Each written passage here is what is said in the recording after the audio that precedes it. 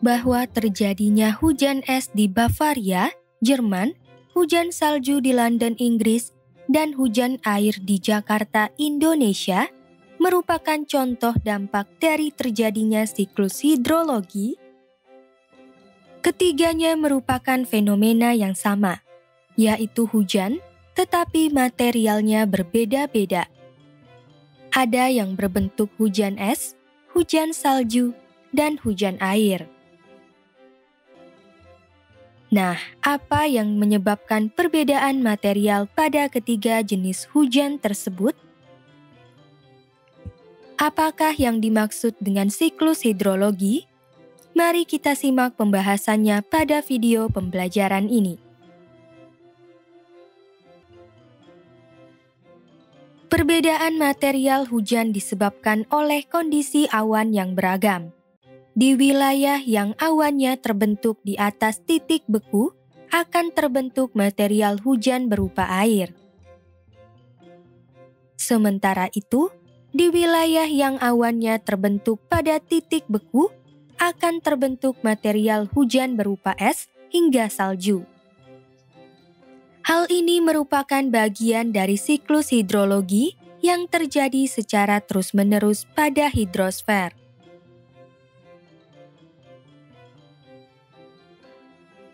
Istilah hidrosfer berasal dari bahasa Yunani, yaitu hidros yang berarti air, dan sfer yang berarti lapisan. Dengan demikian, hidrosfer dapat diartikan sebagai lapisan air yang ada di bumi. Lapisan ini meliputi air yang ada di permukaan bumi, seperti sungai, danau, rawa, glester, hingga laut, serta air yang ada di bawah permukaan bumi seperti air tanah. Di bumi, jumlah air relatif tetap, yaitu sekitar 1.386 km kubik yang terdiri dari 97% air asin, 2,3% air tawar yang terdiri dari air permukaan dan air tanah, serta 0,7% dalam bentuk es dan salju. Pengertian siklus air. Air di bumi akan terus-menerus mengalami sirkulasi dari laut ke atmosfer, ke daratan, dan kembali ke laut. Sirkulasi ini terjadi bersamaan dengan proses perubahan wujud yang disebut dengan siklus air atau siklus hidrologi. Siklus ini merupakan proses yang menjamin ketersediaan air di muka bumi untuk mencukupi kebutuhan makhluk hidup. Proses dalam siklus air. Dalam siklus air, terdapat 5 proses, yaitu sebagai berikut. Penguapan melalui evaporasi, sublimasi, transpirasi, respirasi, dan evapotranspirasi, serta pembentukan awan melalui kondensasi. Pergerakan awan melalui adveksi, turunnya hujan melalui presipitasi, pergerakan air yang turun di permukaan bumi melalui aliran permukaan, infiltrasi dan perkolasi. Berikut adalah penjelasan tentang 5 proses dalam siklus air. Pertama, penguapan. Proses dalam siklus air yang pertama adalah penguapan. Penguapan adalah perubahan wujud air dari bentuk cair menjadi gas. Penguapan dalam siklus air diawali dengan panas matahari yang mencapai permukaan bumi. Panas tersebut kemudian memanaskan badan air seperti sungai, laut atau danau, salju es, hingga glester, serta makhluk hidup sehingga terjadi penguapan air. Penguapan pada siklus air dibedakan menjadi 5 macam bergantung pada sumber air yang diuapkan, yaitu evaporasi, sublimasi, transpirasi, respirasi, dan evapotranspirasi. Evaporasi Evaporasi adalah penguapan air yang bersumber dari laut, sungai, danau atau badan air lainnya di permukaan bumi. Ketika panas matahari sampai ke permukaan bumi berupa laut, sungai, danau, atau badan air lainnya, terjadilah pemanasan pada permukaan badan air. Pemanasan ini menyebabkan terjadinya perubahan wujud air yang semula berbentuk cair menjadi air yang berbentuk gas atau biasa disebut uap air. Sublimasi. Sublimasi adalah penguapan air yang bersumber dari salju dan es. Ketika matahari menyinari permukaan bumi yang tertutup salju dan es, panas dari matahari dapat mengakibatkan perubahan wujud salju dan es. Salju dan es yang semula berupa air, berwujud padat berubah menjadi air berbentuk gas atau uap air tanpa melalui wujud cair terlebih dahulu. Transpirasi. Transpirasi adalah penguapan air yang bersumber dari tubuh tanaman yang hilang menjadi uap air ke atmosfer. Proses transpirasi pada tumbuhan diawali dengan panas dari sinar matahari mencapai tumbuhan. Selanjutnya, tumbuhan terpanaskan sehingga akan mengeluarkan air dalam bentuk gas atau uap air melalui stomata. Stomata atau mulut daun adalah bukaan-bukaan kecil pada daun yang berfungsi sebagai jalan keluar dan masuknya gas. Respirasi.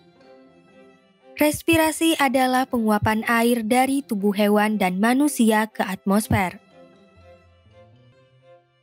Dalam prosesnya, respirasi pada hewan dan manusia adalah sebagai berikut. Pertama-tama, panas sinar matahari mencapai manusia dan hewan, sehingga suhu tubuh mereka menjadi panas.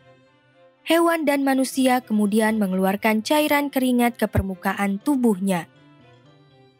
Cairan keringat berupa air dalam wujud cairan akan berubah menjadi gas uap air akibat terpanaskan sinar matahari.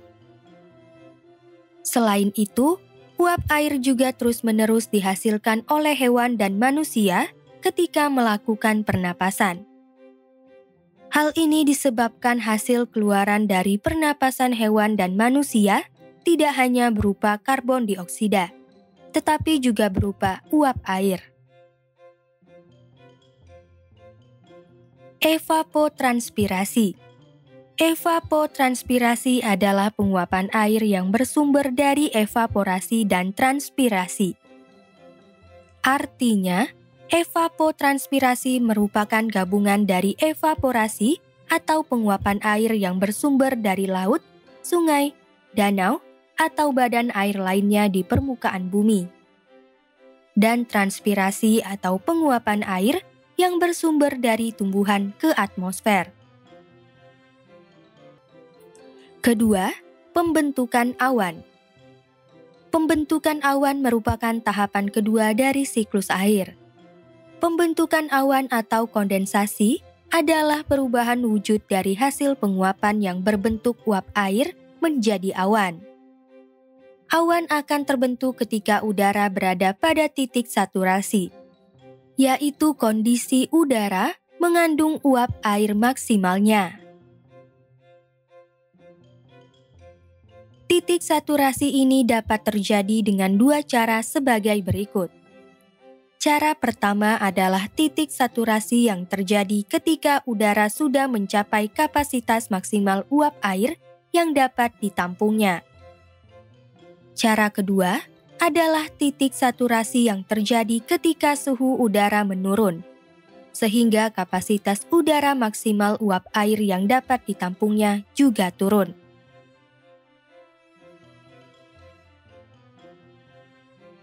Uap air hasil penguapan pada tahapan pertama dalam siklus air akan terangkat naik ke udara. Makin tinggi jaraknya dari permukaan bumi, makin dingin suhu udaranya. Pendinginan suhu inilah yang membuat uap air mengembun dan berubah menjadi awan.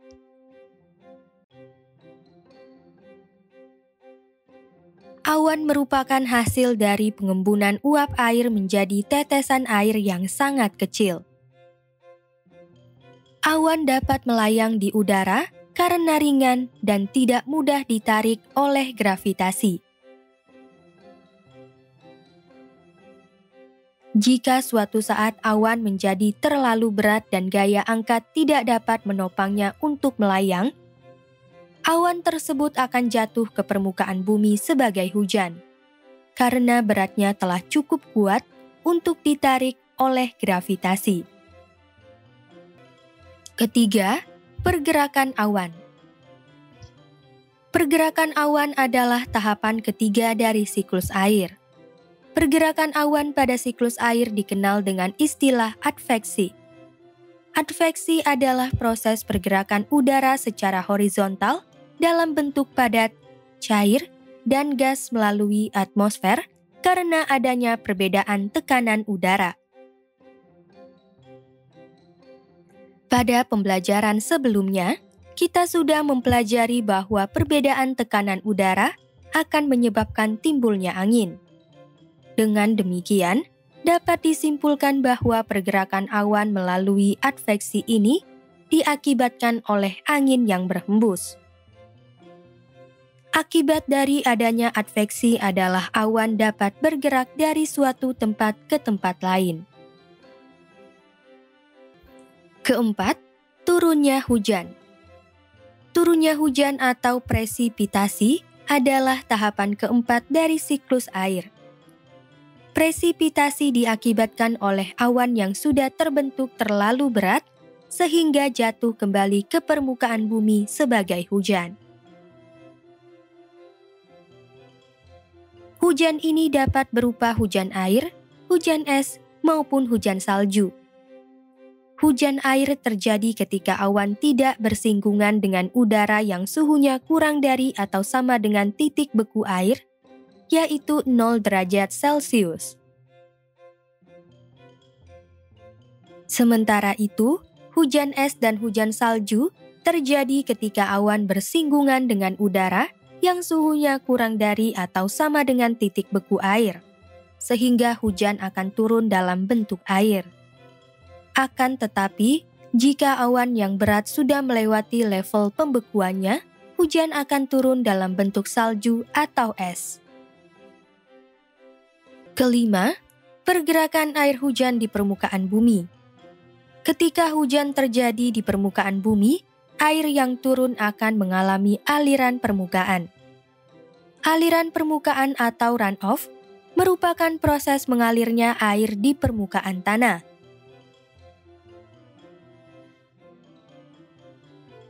Air yang mengalir di atas permukaan tanah dapat meresap ke tanah atau disebut dengan infiltrasi. Infiltrasi akan terjadi ketika air masuk dan meresap ke dalam tanah.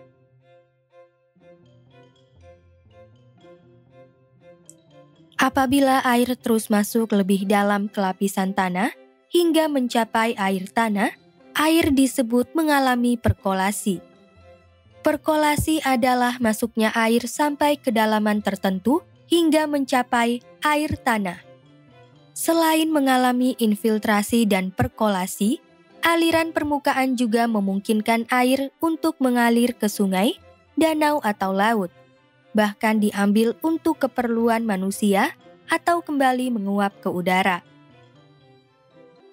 Jenis siklus air. Siklus air dapat dibedakan menjadi 3 jenis, yaitu siklus air pendek, siklus air sedang, dan siklus air panjang. Pertama, siklus air pendek. Siklus air pendek adalah siklus air yang diawali dengan penguapan dari laut atau evaporasi, lalu diakhiri dengan hujan di atas laut. Siklus ini disebut dengan siklus air pendek karena air tidak mengalami perjalanan apapun. Siklus air pendek terdiri dari 4 tahapan, yaitu sebagai berikut. Tahap pertama, matahari memanaskan permukaan air laut sehingga air laut pada permukaan secara perlahan berubah menjadi uap air. Tahap kedua, uap air yang lepas ke udara akan bergerak naik akibat adanya updraft atau udara yang bergerak ke atas. Uap air dapat bergerak ke atas dengan mudah karena masanya lebih ringan dibandingkan dengan udara di sekitarnya yang cenderung panas. Tahap ketiga, uap air yang bergerak makin ke atas akan mengalami penurunan suhu. Suhu udara di troposfer, yaitu lapisan tempat terjadinya peristiwa cuaca dan hujan, akan menurun seiring dengan kenaikan ketinggian. Penurunan suhu pada uap air mengakibatkan perubahan wujud uap air dari gas menjadi cair atau mengembun menjadi tetesan air yang sangat kecil di udara, sehingga menghasilkan awan. Awan dapat melayang di udara karena masanya kecil sehingga sulit ditarik gravitasi. Tahap keempat, makin lama awan menjadi makin berat karena adanya pertambahan titik air pada tubuh awan. Akibatnya, massa awan bertambah sehingga mudah ditarik gravitasi. Awan yang tertarik gravitasi akan bergerak ke bawah sehingga bertemu dengan suhu udara yang lebih panas. Akibatnya, awan berubah menjadi hujan air dan turun di atas laut tempat uap air pada tahap pertama berasal. Kedua, siklus air sedang. Siklus air sedang adalah siklus air yang diawali dengan penguapan dari laut, lalu diakhiri dengan hujan di atas daratan yang airnya kemudian mengalir kembali ke laut. Siklus air sedang terdiri dari 6 tahapan sebagai berikut. Tahap pertama, matahari memanaskan permukaan air laut sehingga air laut secara perlahan berubah menjadi uap air. Tahap kedua, uap air yang lepas ke udara akan bergerak naik akibat updraft atau udara yang bergerak ke atas. Uap air dapat bergerak ke atas dengan mudah karena masanya lebih ringan dibandingkan dengan udara di sekitarnya yang cenderung panas. Tahap ketiga, uap air yang bergerak makin ke atas akan mengalami penurunan suhu sebab suhu udara di troposfer akan menurun seiring dengan kenaikan ketinggian. Penurunan suhu pada uap air mengakibatkan terjadinya perubahan wujud uap air dari gas menjadi cair atau mengembun menjadi tetesan air yang sangat kecil di udara, sehingga menghasilkan awan. Tahap keempat, angin membawa awan dan uap air bergerak ke arah daratan. Di daratan, awan dapat mengalami pertambahan massa akibat uap air hasil penguapan dari badan air dan makhluk hidup. Uap air dapat bersatu dengan uap air lainnya sehingga membentuk awan yang baru. Tahap kelima, awan makin lama menjadi makin berat karena adanya pertambahan titik-titik air pada tubuh awan. Akibatnya, massa awan bertambah sehingga mudah ditarik gravitasi. Awan yang tertarik gravitasi akan bergerak ke bawah sehingga bertemu dengan suhu udara yang lebih panas. Dengan demikian, awan berubah menjadi hujan air dan turun di atas daratan yang bukan tempat asal uap air pada tahap pertama. Tahap keenam, air hujan dapat meresap ke tanah dan mengalir di permukaan seperti sungai atau saluran air irigasi. Aliran tersebut dapat berakhir di laut, waduk, rawa atau danau yang kemudian akan terjadi penguapan kembali. Ketiga, siklus air panjang.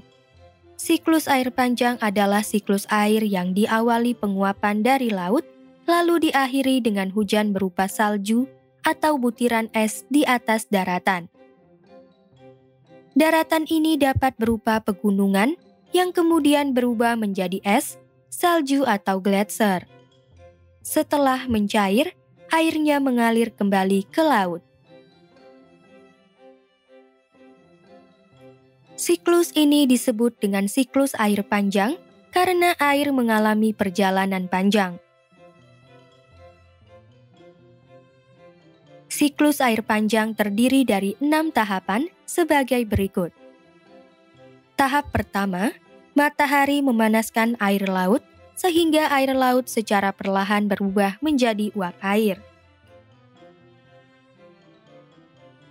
Tahap kedua, uap air yang lepas ke udara akan bergerak naik akibat adanya updraft atau udara yang bergerak ke atas. Uap air dapat bergerak ke atas dengan mudah karena masanya lebih ringan dibandingkan dengan udara di sekitarnya yang cenderung panas. Tahap ketiga, uap air yang bergerak makin ke atas akan mengalami penurunan suhu sebab suhu udara di troposfer akan menurun, seiring dengan kenaikan ketinggian. Penurunan suhu pada uap air mengakibatkan perubahan wujud uap air dari gas menjadi cair atau mengembun menjadi tetesan air yang sangat kecil di udara, sehingga menghasilkan awan. Tahap keempat, angin membawa awan dan uap air bergerak ke arah daratan berupa pegunungan. Uap air dapat bersatu dengan uap air lainnya dan membentuk awan baru. Sementara itu, awan yang telah terlebih dahulu terbentuk mengalami pertambahan massa akibat uap air hasil penguapan dari tubuh air, makhluk hidup, dan es atau salju di puncak pegunungan. Tahap kelima, awan makin lama menjadi makin berat karena adanya pertambahan titik-titik air pada tubuh awan. Akibatnya, massa awan bertambah sehingga mudah ditarik gravitasi. Awan yang ditarik gravitasi akan bergerak ke bawah sehingga jatuh dalam bentuk hujan salju dan hujan es akibat rendahnya suhu udara di sekitar pegunungan. Hujan salju dan hujan es turun di atas daratan yang bukan tempat asal uap air pada tahap pertama. Tahap keenam, salju dan es akan mencair menjadi air, kemudian meresap ke tanah dan ke batuan, lalu mengalir ke permukaan berupa sungai. Aliran sungai ini berakhir di laut. Kesimpulan, hidrosfer adalah lapisan air yang ada di bumi, baik air yang ada di permukaan bumi, seperti sungai, danau, dan laut, maupun air yang ada di bawah permukaan bumi, seperti air tanah. Komposisi air asin di bumi mencapai 97%, air tawar sebesar 2,3%, serta dalam bentuk es dan salju sebesar 0,7%.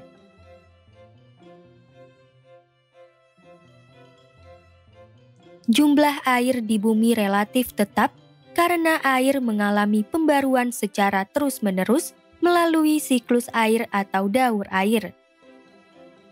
Siklus air adalah proses yang dilalui oleh air, yaitu penguapan, pembentukan awan, pergerakan awan, turunnya hujan, dan pergerakan air hujan di permukaan bumi.